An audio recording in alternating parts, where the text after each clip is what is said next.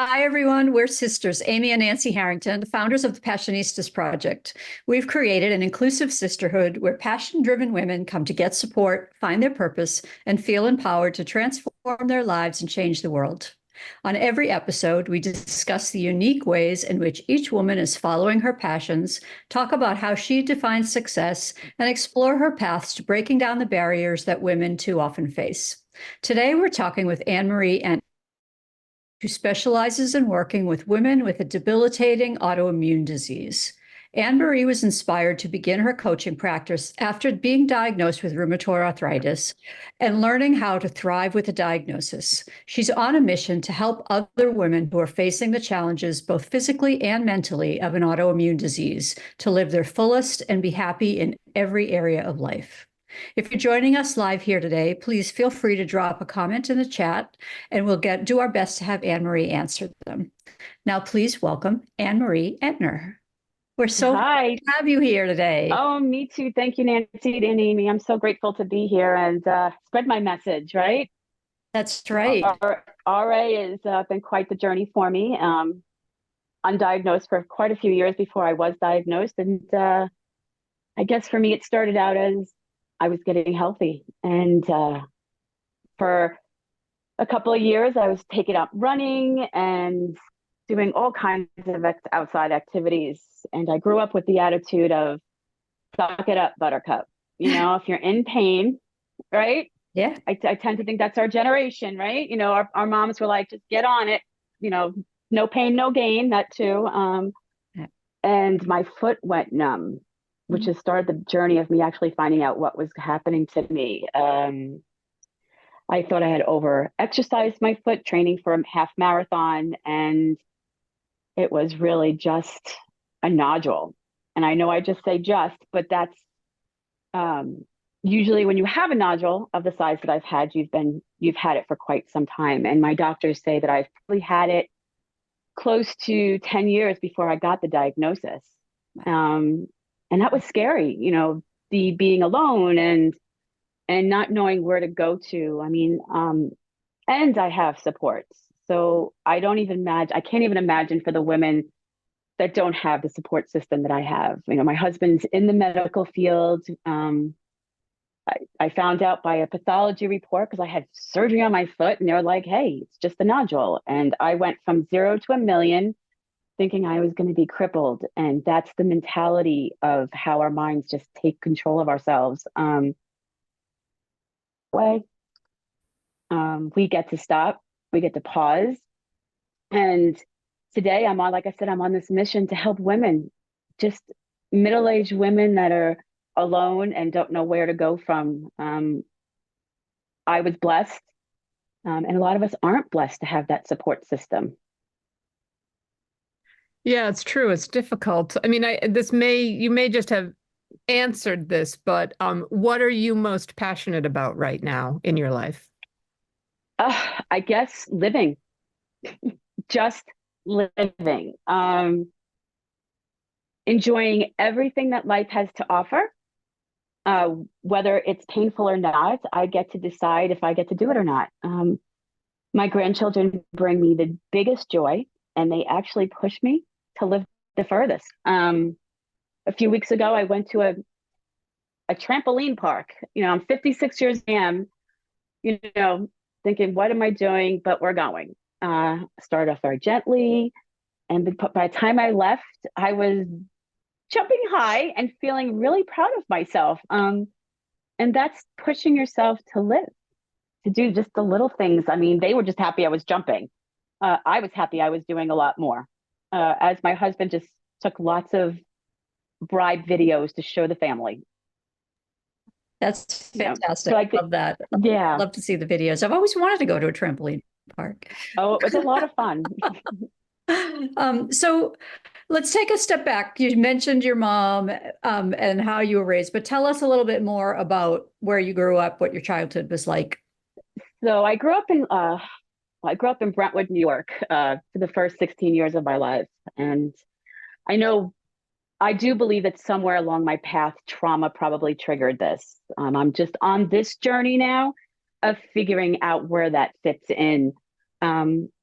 I had grown up in a household that had, alcohol issues. It's not my place to call them what I think they are, but there was some issues. And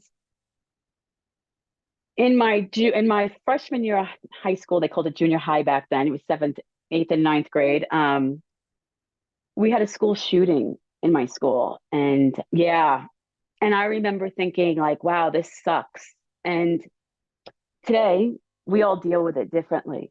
So I had lots of multiple traumas happen in my life. So coming from that, and again, that suck it up buttercup thing, you just move forward. We didn't deal with the drinking. We didn't deal with you know, um, what happened in the school and the school shooting. I mean, great, thank God, nobody was fatal except for him, guy who came in. And then, I skated through life. I got involved in just being active, and played sports. I played a lot of sports. I was a tomboy. If a boy was going to tell me you couldn't play, I was going to be better than him. And I was 90% of the time. And I was very proud of that I was a very strong girl, because of that suck it up buttercup, I think. But I didn't have the coping skills until I got older.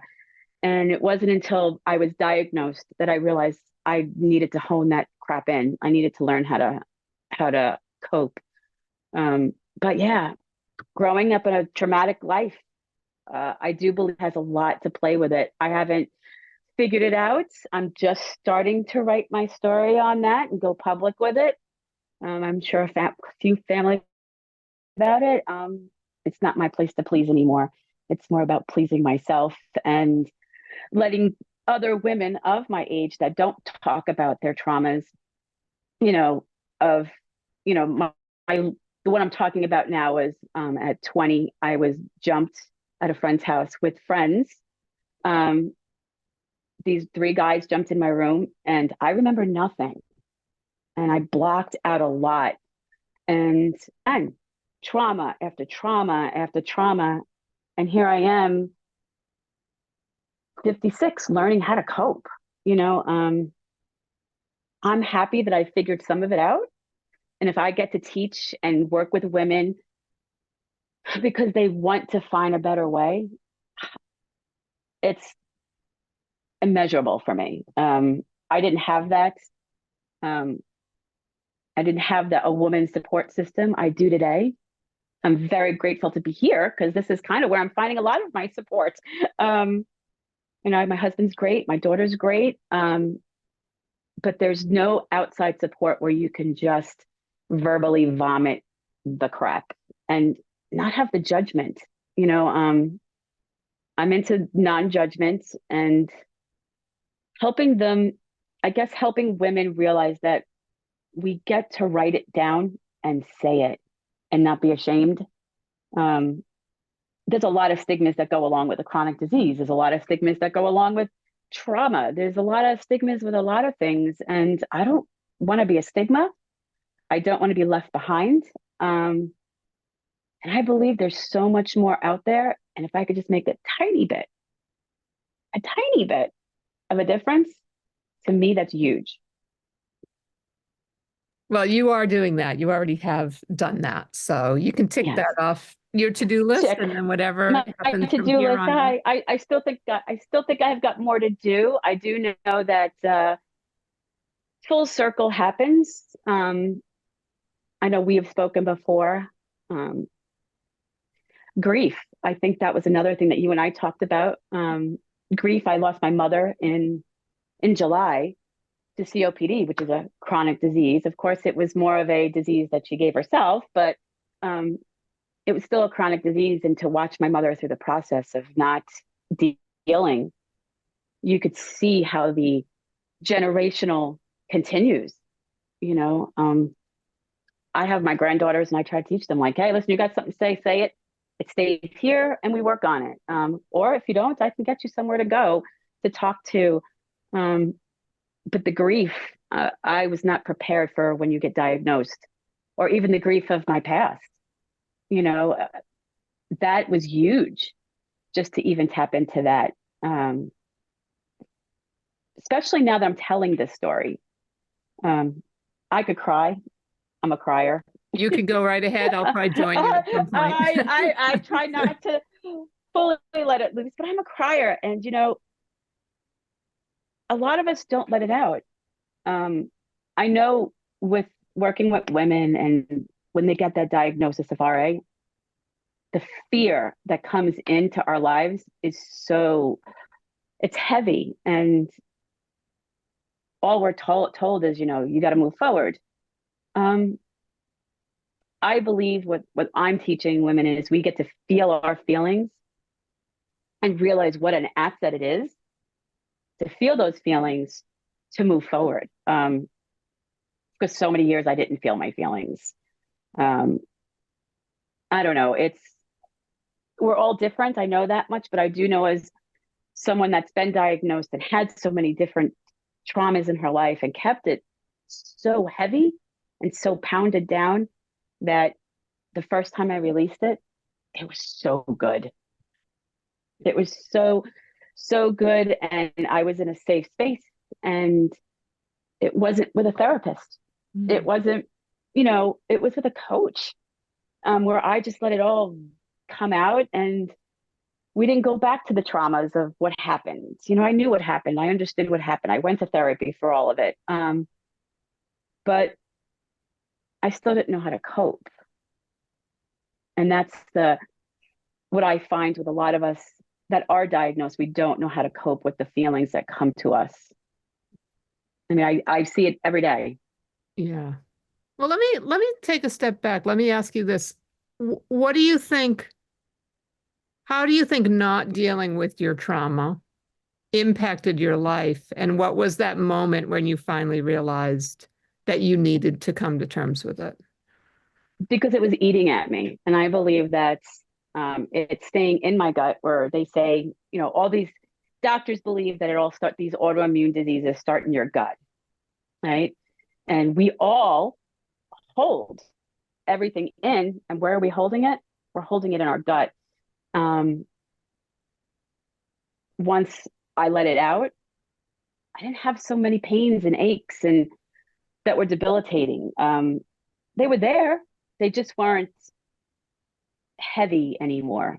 Mm-hmm. And my stomach didn't feel the knot that I constantly walked around with, or waiting for the other shoe to drop, because, that's what happens in life. But it doesn't have to be like that, because we get to change that. We get to change those thoughts. We get to change our actions when we feel that way. And with the gut being such, the mind and the gut together, it hurts. It hurts us, and it meets in our heart, and it's just very toxic. So does the medical community understand that correlation, or is that a sense of frustration? Are they just sort of treating the symptoms and not the cause? So it's funny you should say that. I'm going to speak with my primary doctor. And I was talking to her, and I said, with how doctoring, I'm going to call it doctoring, is today, they only have 15 minutes with us. And back in the day, they would give us the hour or 45 minutes, and they could treat us as a whole. They are just treating our symptoms, and they know that it's just not the symptoms that are getting us. They know that there's a mental aspect, an emotional aspect part that needs to also be managed, for a better word to use, because we are the only ones that can manage our feelings and our emotions. But they don't have the time. They don't have the bandwidth. They can say, hey, you can go see a therapist. Well, I love therapy. I think therapy is for everybody, but I'm going to go to a therapist, and they're not going to get to the root core.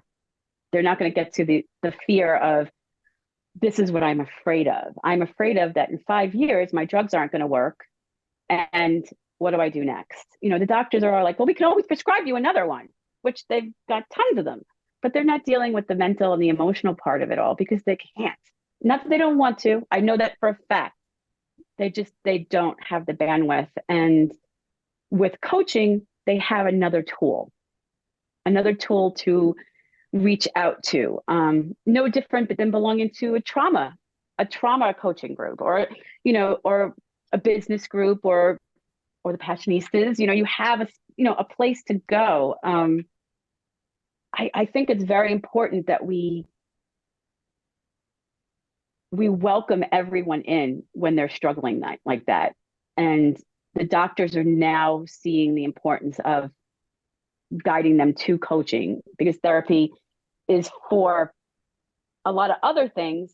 But for me, I should say it was a lot of the other things for me. I did a lot of work on that, and I didn't know how to move forward. So for coaching for me was how to move forward and how to be future focused and how to take journaling to a whole nother level. There's nothing better than writing what's in your gut on a piece of paper, hand. I mean, I could type like everybody else, but when you physically are writing, it's your head, your heart, your stomach on a piece of paper, and there's no crossing off. And you get to see what your facts are. You get to see what the fact of what's really, really getting you. Yes, I've had trauma. Yes, I have RA. Yes, my medications will change, but it doesn't change the feelings that I have for all of this. And the doctors can't help you with that. And I get to do that. I get to help them find their path, because there's so many people on the internet, and Facebook is a big one, that everybody wants to tell you what to do opposed to helping you what to do. I want to help them. I want to help them find their path, their journey. I can draw from mine, but I can't tell them what to do. I definitely get to guide them and what works for you. And it might not work the first time. And that comes back to, like my doctor is going to refer patients to me because she can't do that. And that's full circle for them, that they're able to give their patients what they want to give them that they can't.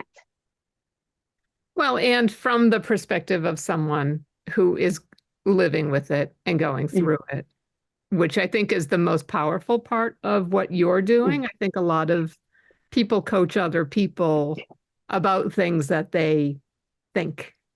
They know. And they don't live it. And I'm sorry that you have to live it. But I think what do you think you will bring to, or you do bring to your clients as someone who's walking in their shoes on your own path? That there's life after a diagnosis. There's life after a trauma. There's life to be lived. And I think I'm an example of living it. And that's what I hopefully convey to them. Some don't want to see that there's a brighter side to it, but I never tell anybody that, I can't believe I have this stupid thing. Getting this diagnosis and everything that's happened in my life was my path, was my journey, was what's led me to here. So I'm not upset that I have RA. I'm not mad anymore, because it's taught me that life is fragile. Whether you have cancer, RA, COPD, Hashimoto's, all these things, it brought to the forefront that living is more important than living, as I like to call it in my little term, the life of woe. I don't want to live in the life of woe, because now you're just existing. I don't want to exist anymore, and I did that for a long time. So me being diagnosed really was a gift. I know it, as silly as it sounds, it was a gift for me to be diagnosed, to see that there is so much more out there for us, so much more that we get to give, so much more love that we get to share, so much more of ourselves. And I just do simple things that no one told me to do. I think my favorite thing to do in the morning is I say, I'm very grateful in the morning. I do my whole little gratitude list, but I do a body scan, and nobody really follows their body. So I start with my head, and I go, okay, head, where are you at? And then I just work down my body to my toes. And when I plant my feet on the ground, I'm exactly where I am meant to be for that day. and that to me is the gift that Ari gave me, that I am exactly where I am meant to be. And on this journey of working with women, meeting exceptional women that I never thought in a million years I would be talking to, or even doing this, or even having a dream of my husband and I having a podcast, because no one talks about the spouse or the caregiver of someone that's being diagnosed. There's so much to be learned from just living in it and owning it and moving forward with it. My life is good. I have pain. A lot of people have pain, but it's what I decide to do with the pain every day. And that's, I get up, I acknowledge it. Some days I journal a little bit more about it, but I do believe the little bit that I do is changing women today. And you know what? The younger women, I'm sure there's plenty of women that are younger, looking at me thinking, oh my God, she's happy she's got that. They're not in that mindset yet. They're not in that mindset that, my daughter doesn't get it. She's 34. It's like, Mama, I don't know this mumbo jumbo that you talk about, but I'm still that example. There's no definitive answer that she'll not get any kind of autoimmune disease, because it does run in families, which so does generational trauma. And, so there's that. So you don't know, but I get to make a difference, and I get to make a change one day at a time, and just loving life. I think that's my biggest message, is we get to love life on our terms. Yeah. I love it. I feel the same way about my illness last, really, made me grateful for being here and know that I'm here for a purpose, and there's work to do. And it really, and so much bigger than ourselves. Yeah. We are just and I believe I am just a tiny fraction of it. I'm just this little marble in a bag of what's so much greater out there. And, I get to build on that marble. And then before you know it, I have a big bucket of marbles, and it overflows. I think that's the gift I keep seeing, is that my life is overflowing with lots of gifts, lots and lots of gifts. People in the program in Alcoholics Anonymous, they talk about the gifts that you get, when you get sober. I talk about the gifts about being diagnosed. We look at it. There's gifts to be found and taken and loved and nurtured. And I nurture myself. Who nurtures themselves anymore, right? Everybody thinks nurturing is going to get a mani, a pedi, getting their hair colored. Nurturing for me is writing, spending time with family, being angry sometimes, because you get angry. It's like, damn, I was supposed to go do that and I can't today. But I don't sit in it. I get to sit in, I have it. I could still go if I want to and be miserable, which 90% of the time I do go and sit and be miserable. And by, halfway through wherever I'm at, I'm happy I've gone. I'm like, I could have been home miserable. Nobody talks about how it can stop us from going places. And it did stop me. But now I go, and unless the pain's really excruciating and I just don't want to bring anybody down, but and 90% of the time I go and I figure out where I'm going to sit in a room, and I get to be the observer that day. Observe. That's great. Storyteller for the next time we're at a family function. I'm like, oh, did you not see what so-and-so was doing? I saw it. I took notes, because you just, instead I'm an observer half the time and a participant half the time, and I'm actively living a life. Great. So talk a little bit about your husband, because I do think that's something, as somebody who's been a caregiver to people, Nancy and I both, something that people don't talk about much. And I so appreciate that, even though you are, quote unquote, the person going through it, you really keep in mind your husband's perspective. And it seems like he's such a willing participant in your journey. So talk about that. So when I first was diagnosed, I couldn't figure out what my next move was, and because he's so supportive with me, he already, before I knew what was going on, or had it in my head what my next move was. He had already plotted his course of what actions he was going to do with me. And this is the benefit of what he does, being that he does work in the medical field. He's like, we're going to go to this doctor and this doctor and this doctor. If the doctor we're going to today doesn't work. And mind you, it wasn't a local doctor. And yes, I'm very blessed. I have good insurance and I could have done that.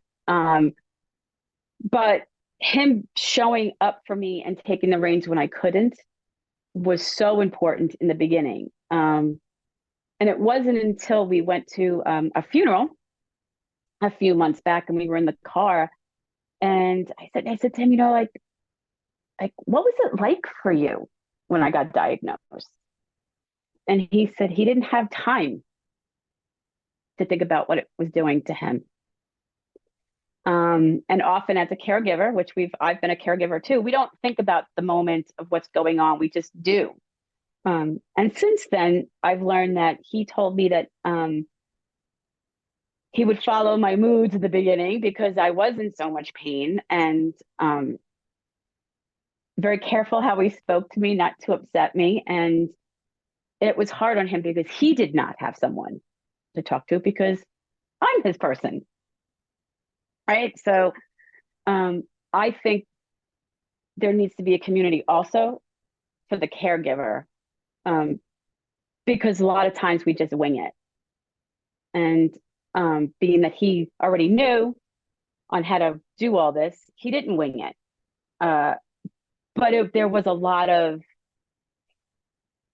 following my lead and doing things behind my back because to make sure I was okay, and that's what a caregiver is. We do what we have to do behind the back to make sure that they're taken care of. But today he talks about how he was grateful that I listened, that I didn't argue with him because I thought I was going to be crippled in 6 months. And he believes because we have such a good communication between each other and we know our good and bad points after 30 some odd years, we can figure that out. He knew he just had to do.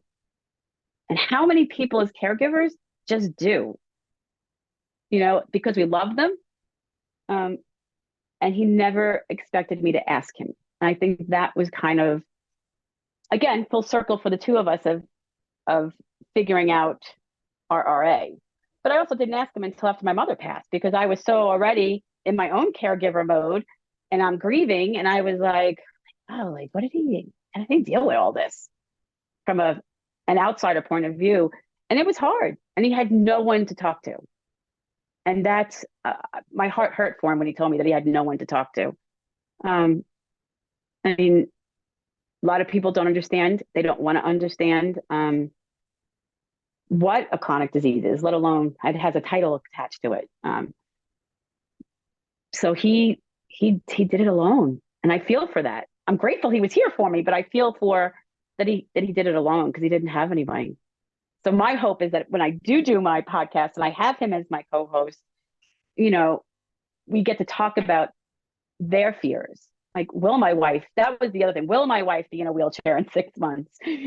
What if these drugs are going to not work for her? 7 drugs down the road, I'm finally taking a drug that works for me. That's 4 years later. A lot of bad and good with all these drugs. But it was he took on a lot, and no one talks about what the caregiver takes on. And I, help you. Well, Nancy, your health scare. There's that, who's going to take care of me? And you look to your right, you look to your left, and who's on your side? And I only had my husband. So I was very grateful. Yeah, I had one on my left and my right because I had my husband. Right. And sister. I was so lucky. I was surrounded by love, but it is really important. And a couple standing behind you too. Yeah. So, it's amazing that you had your husband, and I think the idea for the podcast is such a great one to hear both perspectives. When people are diagnosed with RA or an autoimmune disease, what kind of team do you recommend they surround themselves with if they can? As much positivity as possible, but we know most people don't understand that. because they get too positive. I call that positive toxicity when it's too much. But I think you need to have one person, at least one person that you can vomit to. That one person that they're just going to take what you say and not take what you're saying at face value. A really good rheumatologist, I happen to have been very lucky. Halfway through this, my insurance changed and I had to change my rheumatologist, and I didn't realize how good my rheumatologist was. And I figured out how to get back to that rheumatologist. So there's, your doctors, communication. Number one, I tell my clients that if you don't think it's important to share, that's the thing you need to share the most. Because our minds like to think the worst. And if we're just ruminating in it, we're manifesting something else to happen to us. And just, my coach talks about her balcony people. My balcony people have gotten bigger. It's not just my husband anymore. It's my daughter. It's my couple of my friends have jumped on because they've asked what I have and how does it affect you? And, it's so silent. I mean, you're looking at me right now. Do I look like I have a debilitating disease? That's what I was just going to ask you too. It's like, it's one of those conditions that people don't see it, right? So they don't know what you're going through. Right. And, so I have rheumatoid arthritis, and what people hear when I say I have rheumatoid arthritis, they automatically go to, oh, she has arthritis. That's just a symptom of what I have. It right now is affecting my eyes, my skin. I have nodules in my lungs, which is why I was like, immediately when I got sick over the weekend, I jumped to make sure I got to the doctor, and I'm doing my nebulizer treatment and my, rescue inhaler. I mean, these are things that I wasn't doing 5 years ago. I think being able to accept the change as it's happening is very important. And if you haven't accepted that you have this, it's not going to happen. You can't keep telling people I don't have arthritis. I now go, yeah, whatever. Because it's heart-wrenching when you have to start telling them, well, no, it does this and this and this and this. And that's not good either, because then it's a reminder of what could happen opposed to what's not happening. It's not happening. But yeah, I think explaining it has become very non-existent for me. Like, they'll just be like, oh, what's wrong with you? You're limping. I'm like, oh, I have rheumatoid arthritis. And they're like, oh, I have arthritis too. And I'm like, yeah, I know. Like, it hurts. I get it, But, I'm taking, a medication that's cancer causing, because that's helping me move today. And I know that being in a room with someone who has a cold, I have a potential to catch it. But again, so what? I'm still living. I'm done explaining that, except to the women that want to know how to live with this chronic disease and any autoimmune disease, because we all have the same thoughts. We all go through that fear in the beginning. I don't care if it's Hashimoto's, Sjögren's, psoriatic arthritis. We all have that fear of how it's going to affect us. So I think education for ourselves is key, and stop focusing on the outside of educating everybody else, because it's not serving us. So what are some of the top tips that you share with those women that want to live? Well, I have that on my webpage, and I would love to speak to anybody that has other tips.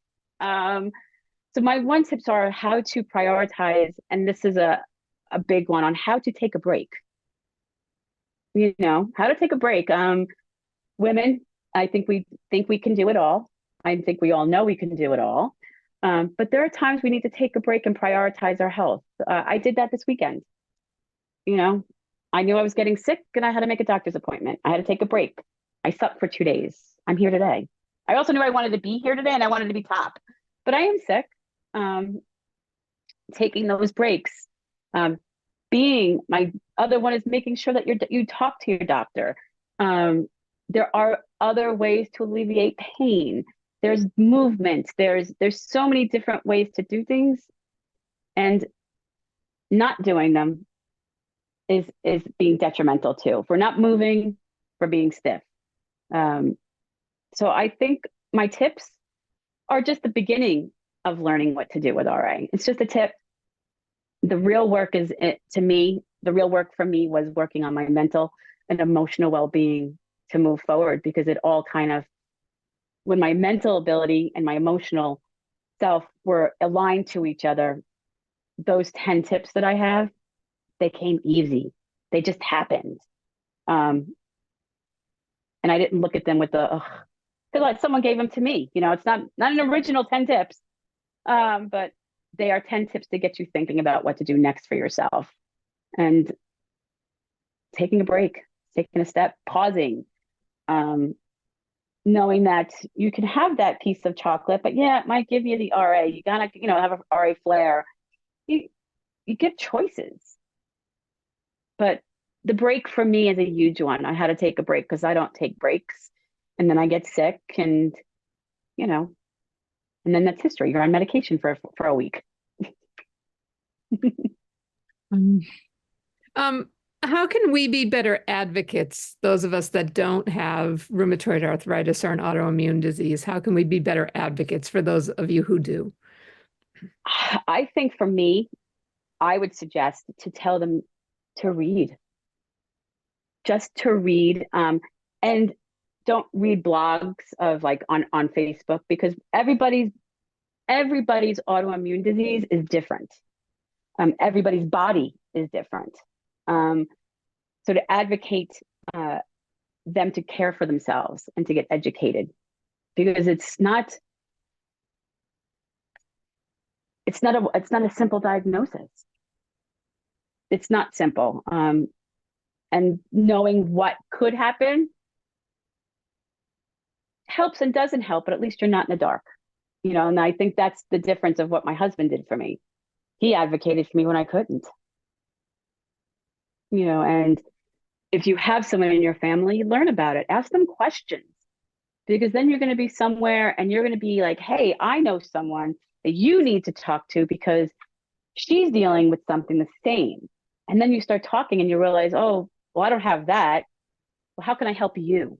So then you're helping each other, and that's advocating for each other, and just connecting people. I like to connect people with what's going on. So what are we not asking you that we should be? I think for me, I would say to get on my webpage if you're just newly diagnosed and look at the 10 tips and read my story. It's not unique. I'm probably like every other person, but I might have something on my webpage that's going to say, oh my God, I have that. I know what that feels like. And I'm not alone. I'm not alone. And yeah, you could reach out to me. That would be great. I would love to talk to you. Or it just might be a stepping stone for you to find someone else that will be there for you. I'm not the only RA coach out there. But my story is different from other RA coaches. I'm not medically certified in anything. I am a regular woman walking through life that got certified to help others. There's women that I could send you to if you're confused about like your medications. They know more about it. I think the emotional aspect is what they need to know about to help them go through. And it's what my story talks about. My story talks about the emotional side of it, the mental health side of it, because, it's all connected with our physical, the emotional health, the emotional, mental, and physical are all one. It's that triangle. And if we don't have them connected, then we can have that circle around it to be whole. So I think going on my webpage and learning about me would be wonderful, because I want to help as many people as I possibly can, even if it's just to give them a direction to go to. Sorry, I didn't mean to interrupt you. Oh, that's okay. What is that website? And also, how can people find you on social media? I am on Instagram as the RA Warrior Advocate. And I am on Facebook as Annmarie Entner. You'll see I'm the rheumatoid arthritis coach. But more importantly, my webpage is Life Coaching for Change, because change is what we did, is what I did. I changed my thoughts. So you can find me there, lifecoachingforchange.com, and read my story. It's compelling. At least I think it is. Yeah, it happened to me. And I'm not alone, and you're not alone. Yeah. It's incredibly compelling. Yeah. Yeah. We're not unique. We are not unique. And how many of us are not getting the help we need? That's that's the more important of it. Like I had done, like I said, I did years of therapy and I got that help, but I didn't know how to get the help to move forward. And that's where my coach came in, because I had all the tools. I just didn't know how to implement them. And now I know how to implement them and help others. And that's the, living, giving back, and just having a conversation of like, life, this is hard. No one says that. This is hard. Yeah, it is hard. But we don't have to make it difficult, we don't have to make it worse than it is. So I grew up with nothing's easy in life, right? How many of us have heard that? Nothing's easy in life. And I keep in the back of my head when I go, oh God, this is not easy. Do I need to make it difficult? Or can I make it doable? And I do make it doable, because nothing is easy. Nobody's life is easy. Nobody's disease is easy. Nobody's job is easy, because we all have things we do. Yeah. So when you were growing up, who were some of the important women in your life, and what lessons did you learn from them? I didn't have any important women. And I think that, to me, was sad. I have them today. Later in life, I learned about, Ruth Ginsburger.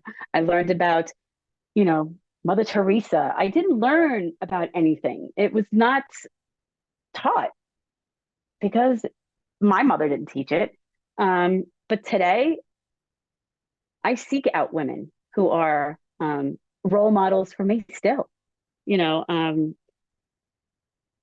I believe if we remain teachable, I get to learn, and I get to learn from a lot of different areas of my life.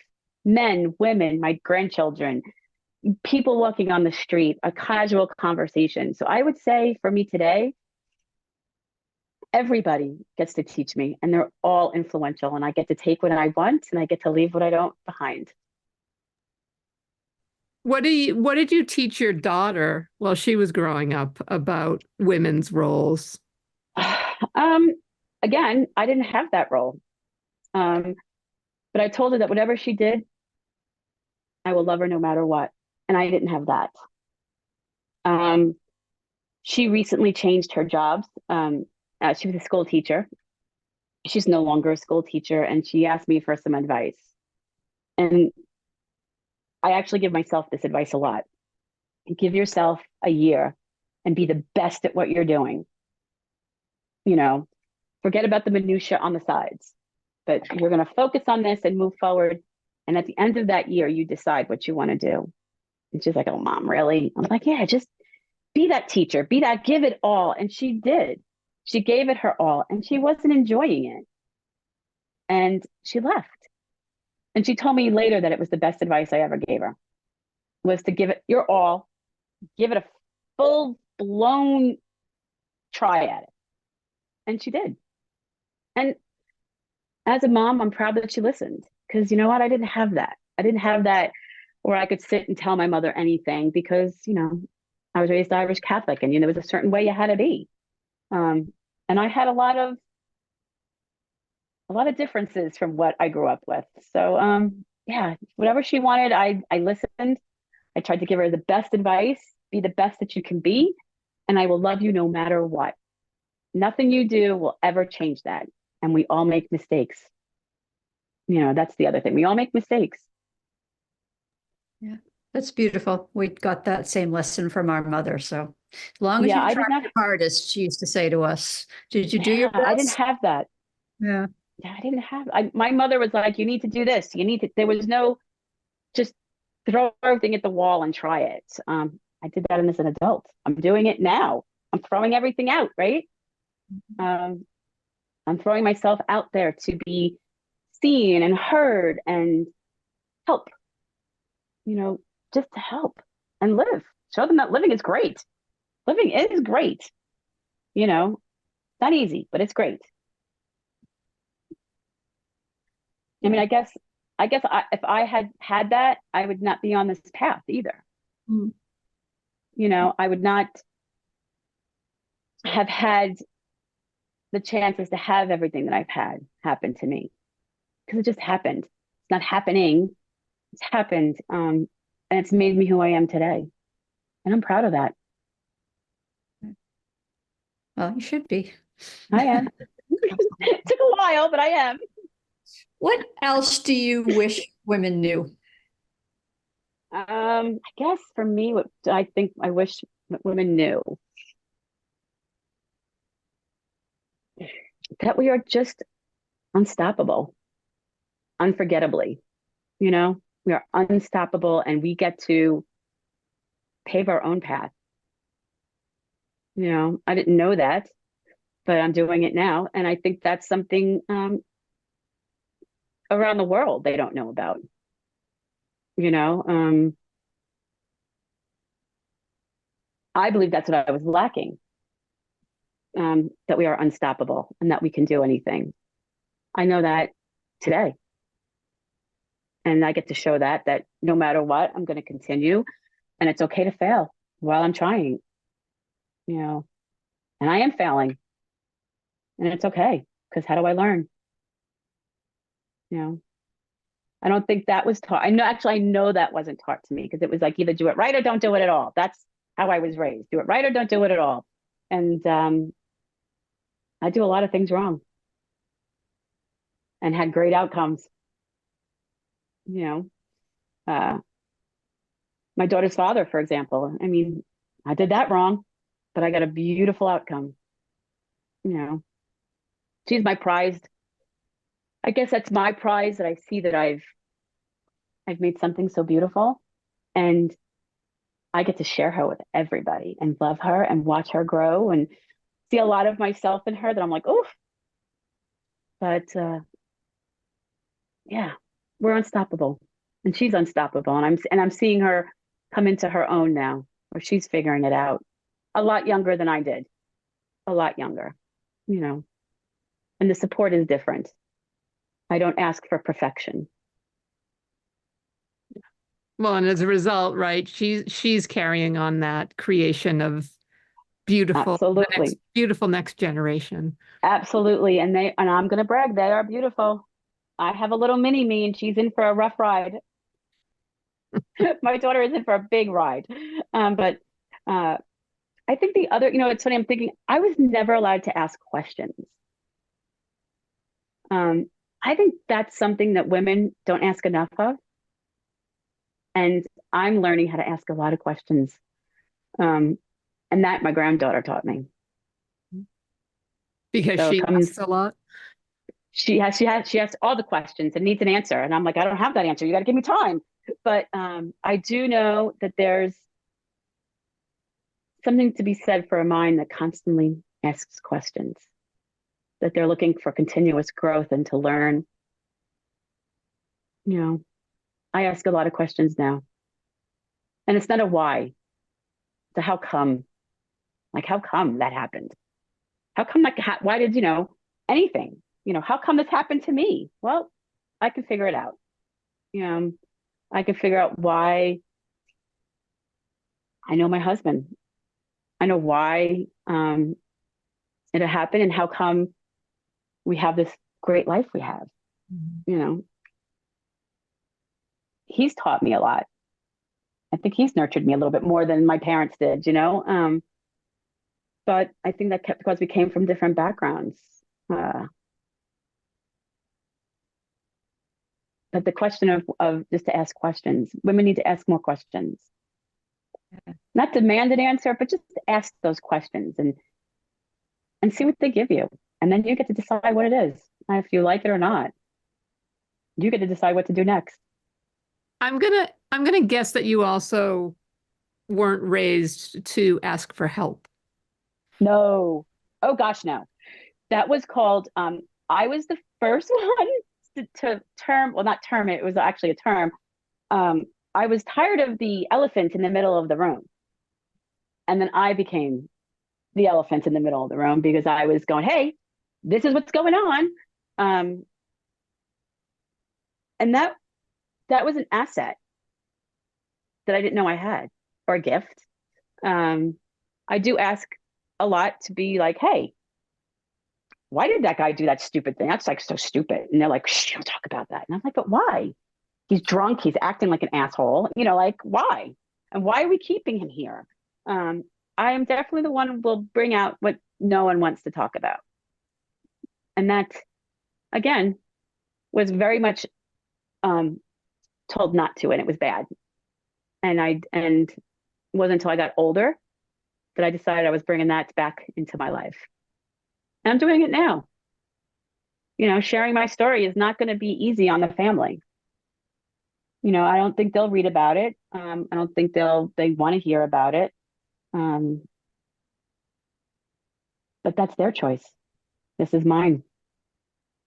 You know, and I think that's something that I've learned and took time to learn. It wasn't taught to me. You know. Yeah.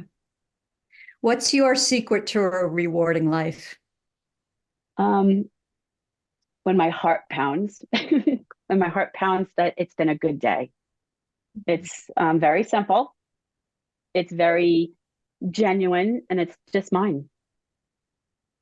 It's my gauge of I've had a good day. In my heart, when I go to bed and it's like, oof, it's a good day. Or just seeing the smiles of my family, you know, that's rewarding. Allowing my grandchildren to do whatever they want when they're here, basically. You know, I've never had grandparents, so I believe that, you know, this grandma doesn't know how to say no, and they are well aware of it. But being myself and being an individual for the first time, that's rewarding. Being able to acknowledge that I have an opinion and it doesn't have to be quiet. And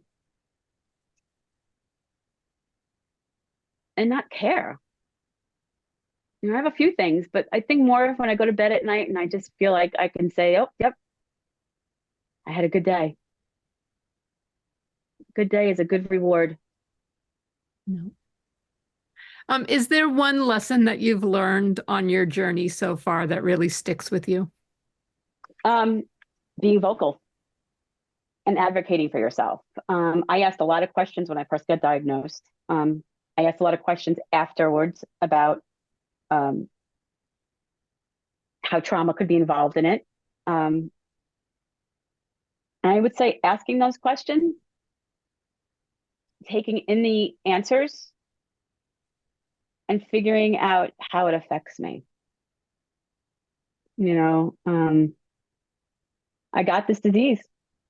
It doesn't make me who I am. It actually makes me a better person, I believe, but it's not who I am. It doesn't define me. And to move forward is the best lesson, to keep going no matter what. You know, I could easily stop living, but I think that's the best part that I've learned about being diagnosed, that I get to keep moving and I get to figure it out, and everybody doesn't have to like it. Is there a mantra that you live by? Life isn't easy. I say that a lot. Life isn't easy, but I don't need to make it difficult. In fact, I have that on my refrigerator. Life isn't easy, but I don't need to make it difficult. I made it difficult for a long time. And I no longer want to do that. And those are through life lessons and being diagnosed. That was like, this is hard. Now I know what real hard is, you know? I was never had anything.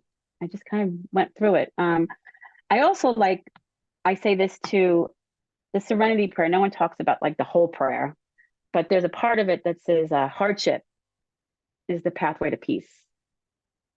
And I've had my share, and I'm on my peace. I'm working at my peace right now. But I could throw any mantra, and I'll steal anybody's if it sounds good for the day. You know, oh, I like that. Embracing life. That's another thing I say. Embrace my life. It's the only one I have. But I would say the easy life isn't easy is my favorite. And I say it a lot. So one last two-part question. Okay. Which is, what is your dream for yourself? And what is your dream for women? My dream for myself is to reach all women and for women to find me, that they can see me as an example. I didn't know that you could be an example. So I think that's my dream, for women to see that you can have women that are not even famous be an example. And I don't think some of the examples are great out there. So, I mean, and being genuine. I just always want to be genuine and authentic to myself. And I think that would be more it. Help as many women as I want and who want me, and seek me out to help them as much as possible. And what's your dream for women? My dream for women, to never be unstoppable. Never be unstoppable. And never give up.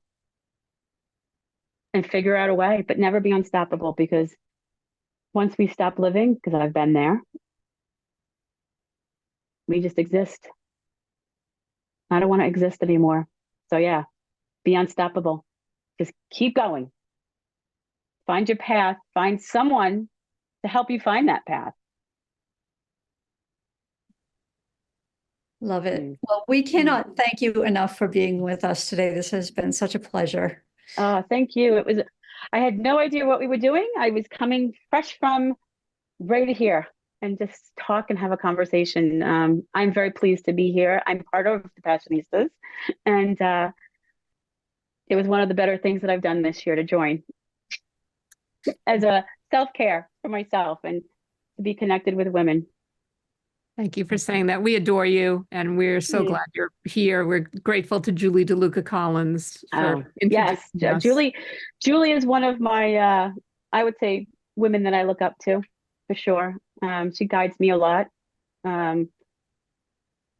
Sometimes she's the voice in my head. Yes, I know. Us too. Right? Mm-hmm. It's like, oh, she's there. Why is she there? Oh, I'm procrastinating a little bit. Exactly. No, I haven't looked at my 12-week year yet today. All right, I'll go do it. Right? I have that on my number one. Get at that on Sunday. Be prepared for Monday. Oh, she's here. She's here. She's laughing. Or is she really? Or are we just imagining that she's here? Oh, I know. I think she's just amazing to me. She definitely is someone that I believe was put in my path for a purpose, or to help me with my purpose, for sure. Yeah, she has helped change our lives, all of us, in the most positive way. And yes, I'm eternally grateful. We wouldn't be here doing this without Julie. So. Me either. I know that when things get hard, I hear her in my head. She's, you got this, you can do this, and I'm not going to make it difficult. Yeah. Excellent. Absolutely. Well, thank you again. Thank you. Thank you all for listening, and we'll talk to everyone soon. Thanks for listening to the Passionistas Project. Since we're not only business partners, but best friends and real-life sisters, we know how unique and truly special our situation is. We know so many solopreneurs, activists, women seeking their purpose, and more, who are out there doing it all on their own. They often tell us that they wish they had what we have, so we're creating a space for them and you to join our sisterhood, where trust, acceptance, and support are the cornerstones of our community. By joining, you become part of our family. We'll give you all of our sis tips on building meaningful relationships through the power of sisterhood, and all the tools you need to thrive in 3 key areas: business growth, personal development, and social impact. You'll learn from our panel of power passionistas who are experts on topics like transformational leadership, following your intuition, the power of voting, and so much more. You can join us virtually and in person at storyteller events and meetups to connect with other members of the community. And you'll be able to participate in our online forums with other like-minded women and gender non-conforming, non-binary people who share your values and goals. Be sure to visit thepassionistasproject.com to sign up for your free membership to join our worldwide sisterhood of passion-driven women who come to get support, find their purpose, and feel empowered to transform their lives and change the world. We'll be back next week with another Passionista who's defining success on her own terms and breaking down the barriers for herself and women everywhere. Until then, stay passionate.